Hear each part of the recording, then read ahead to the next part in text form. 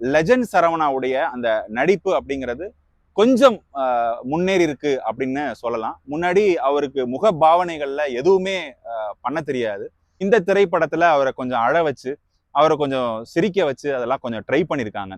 இன்னமுமே அவருடைய முகத்துல நிறைய நடிப்பின் விஷயங்கள் எதுவும் இடம்பெறாது. கொஞ்சம் ஏமாற்றத்தை தந்தாலும் கூட இந்த கதைக்கான ஒரு முகமா கண்டிப்பா லெஜண்ட் சரவணா இருக்கிறார் அப்படிங்கிறதுல சந்தேகமே கிடையாதுங்க. இந்த திரைப்படத்துல ரொம்பவும் வைலன்ஸ் கிடையாது, ரொம்பவும் முகம் சுளிக்கும் காட்சிகள் கிடையாது.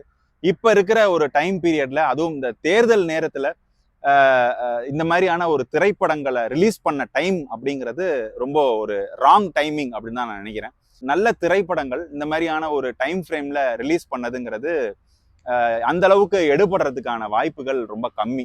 இப்ப மக்களுடைய எல்லா ஃபோக்கஸுமே பாத்தீங்கன்னாக்கா தேர்தலை சுத்தி நடக்கக்கூடிய விஷயங்களா தான் இருக்கு இல்லையா?